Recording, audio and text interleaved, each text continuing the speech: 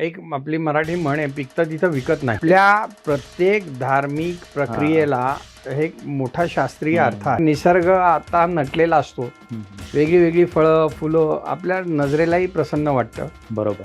अनंत चतुर्दशीच्या दिवशी आपण त्याचं विसर्जन करतो. बरोबर. विसर्जन प्रक्रिया कशासाठी? तर पुढच्या वर्षीच्या सृजनासाठी, पुढच्या वर्षीसाठी. हे महान तत्व निसर्गाचं, की निसर्गातूनच घेतलं आणि निसर्गालाच दिलं. त्यामुळे मिरवणुकीमध्ये नक्की आपण काय मिरवायचं आहे याचा मात्र सगळ्यांनीच विचार करायची वेळ आलेली. कारण आपलं बाप्पा मिरवत नेतोय ना आपण. मग आपण बाप्पाला मिरवत नेताना तो मंगलमूर्तीच्या जयघोषात, मोरयाच्या जयघोषात, वाजंत्री वाजत, ढोल ताशाच्या नादामध्ये आपण न्यायचा. बरोबर. का या वेस्टर्न कल्चरचे डीजे लावून नको ती गाणी लावायची. आपण घरात लावतो का अशी गाणी? अजिबात. घरातल्या गणपतीची आरती करताना आपण अशी गाणी लावून आरती करतो का, याचा विचार करायची प्रत्येकाची वेळ आहे. त्यामुळे आपली संस्कृतीचं दर्शन, कारण आता हे सगळं ग्लोबल झालंय.